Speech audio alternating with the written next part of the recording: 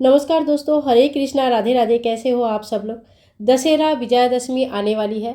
विजयादशमी के दिन विजय प्राप्ति के लिए, चाहे वो किसी भी क्षेत्र में क्यों ना हो, जीवन के लड़ाई में जीतने के लिए और एक अच्छी जगह पर पहुंचने के लिए हमें विजयादशमी के दिन पूजा जरूर करनी चाहिए।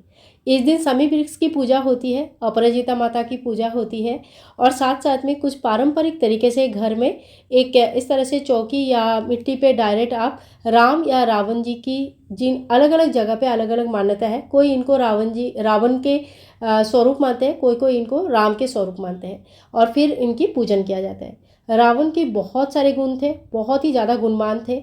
इनके बुद्धि इतने हैं कि 10 मस्तक के समान बुद्धि इनके अकेले में था। इसीलिए इनकी 10 मस्तक का रिप्रेजेंटेशन दिया जाता है कि इनके पास 10 मस्तक था, यानी कि 10 के बराबर इनकी बुद्धि थी। तो इनको सवेरे पूजा जाता है क्योंकि इनके गुण के वजह से, और शाम को रावण की दहन किया जाता है क्योंकि इनके अहंकार के वजह से। तो हमें गुण मिले, भगवान के पास यही प्रार्थना करेंगे हमें सब सर्व प्रकार के गुण मिले, लेकिन हमें कभी किसी चीज़ की अहंकार ना हो पाए। तो इस तरह से देखिए, एक चित्र बनाया जाता है। आपको जिस तरह से भी आता है आप उस तरह से बना सकते हैं या बिना चित्र का भी पूजन कर सकते हैं, ठीक है। तो आप जहाँ पे घर पे पूजन करना चाहते हैं वहाँ पे साफ़ सुथरा कर लीजिएगा, गेरू मिट्टी से लीप लीजिएगा, फिर आटा या तो फिर हल्दी से आप इस तरह का चित्र बना सकते हैं, या तो फिर अगर आपके पास इस तरह से डायरेक्ट मिट्टी पे बनाने का सुविधा नहीं है तो आप कोई भी पटले में, जैसे मैं बना रही हूँ इस तरह से, कोई भी पटले के ऊपर गेरू मिट्टी से भी या आटा से या हल्दी से आप इस तरह का चित्र बना सकते हैं। तो देखिए, ऐसे हमें पूजन जो करना है ये सवेरे करना है। जो दशमी की जो पूजा होती है वो सवेरे होती है और इसमें हमें क्या करना है, चित्र बनाने के बाद हमें गाय की गोबर की आवश्यकता है।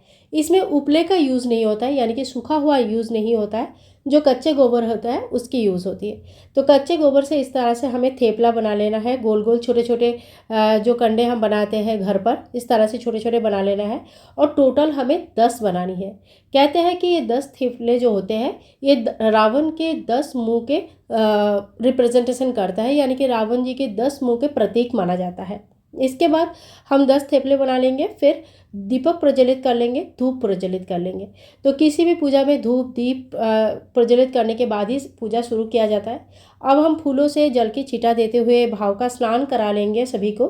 भाव का स्नान कराने के बाद ये जो लोटा है, ये जल का लोटा, सूर्य भगवान को अर्घ्य दे दिया जाता है। इसके बाद हम कलावा लेंगे, वस्त्र स्वरूप कलावा लेंगे। ओम वस्त्रम समर्पयामि, इस मंत्र का जप करते हुए भगवान को कलावा यानी कि वस्त्र चढ़ा देंगे। फिर आप चंदन लीजिए, रोली ले सकते हैं, हल्दी ले सकते हैं, कुमकुम ले सकते हैं। तो ठीक है, उसी से हमें टीका करनी है। तो आपके यहाँ पे देखो अलग अलग जगह पे अलग अलग मान्यता होती है। हमारे यहाँ पे चंदन से टीका किया जाता है, तो चंदन का टीका मैंने यहाँ पे लगा दिया है। और जितने भी भगवान आपने बनाया है, स्वास्तिक बनाया है, सभी को टीका करना आवश्यक है। उसके बाद देखिए, इस तरह का कुल्हड़ मिलते हैं, तो आप इस तरह का 10 कुल्हड़ ले सकते हैं। नया कुल्हड़ होना चाहिए। इसके ऊपर टीका कर लेते हैं और कंठ में जो है ना मौली बांध के फिर हमें इसमें भोग रखना होता है। अगर आपके पास कुल्हड़ नहीं है तो आप देखो इस तरह का छोटी सी दिया में भी भोग रख सकते हो, लेकिन मिट्टी की दिया में रखना। और ये दिया भी यूज़ किया हुआ नहीं होना चाहिए, नया होना चाहिए। इसमें हम टीका कर दिया है और थोड़ी सी खील और बतासा का भोग रखा जाता है। कहीं कहीं पूरी, चना, हलवा, जो चीज़ घर पर बनती है उसी चीज़ की भोग रखा जाता है। टोटल 10 भोग रखा जाता है, क्योंकि 10 जो मस्तक हमने बनाया है उनके सामने 10 भोग लगाया जाता है। और सभी भोग में एक एक बतासा यानी कि मीठा कुछ रखा जाता है। बतासा नहीं है तो आपके यहाँ पे जो भी मीठा बनता है आप उस चीज़ को यूज़ कर सकते हैं। इस तरह से भोग लगाने के बाद हमें सभी भगवान को भोग लगाना होता है। फिर जो हमने थेपले बनाया है इसके ऊपर ये जो जवारे हैं ये थोड़ा थोड़ा करके तोड़ के हमें इस थेपले के ऊपर रख देना है। तो 10 जो थेपले हैं सभी को जवारा समर्पित करेंगे। थोड़ी सी जवारे आप घर के संदूक में, यानी कि आपने जहाँ पे पैसा पानी रखते हो वहाँ पे रख दीजिए, बहुत ही अच्छा होता है। इस जवारे को आप बाकी जो जवारे होते हैं कुछ कुछ पार्ट लेके बहनें अपने भाई या जो लेडीज़ है, घर के जो लड़कियां हैं, वो अपने भाई को, काका काकी, जो भी घर के जेंट्स हैं उनके कान में लगाते हैं, थोड़ा कान के दोनों तरफ लगा देते हैं।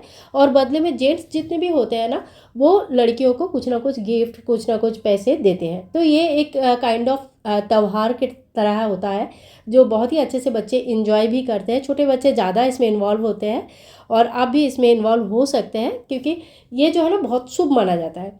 तो जवारे जितने अच्छे होते हैं उतना अच्छा तो होता ही है, और घर के लिए भी वो शुभ फलदायी होता है। तो इसी तरह से पूजन किया जाता है। इसके बाद आप आरती कर लीजिएगा, और इस चौकी को थोड़े टाइम के बाद जब दिया शांत हो जाएगा उसके बाद हटा सकते हैं। ठीक है, जो थेपले हैं इसको धूप में सुखा लीजिएगा। आप चाहे तो इसमें बाद में हवन के काम में भी लगा सकते हैं, नहीं तो बहुत जगह पे ये जो थेपले हैं देवउठनी एकादशी के दिन इस थेपले को यूज़ किया जाता है। उसके लिए वीडियोस मैं बाद में अपलोड कर दूंगी। तो आज की पूजा विधि आप लोगों को कैसे लगा ज़रूर बताना, और बहुत ही सरल पूजा विधि है। अपनी अपनी परंपरा के अनुसार आपको भी पूजन जरूर करनी चाहिए। मिलूंगी नेक्स्ट वीडियो में, तब तक के लिए सभी भाई बंधुओं को हरे कृष्णा, राधे राधे, नवरात्रि की बहुत बहुत शुभकामनाएं।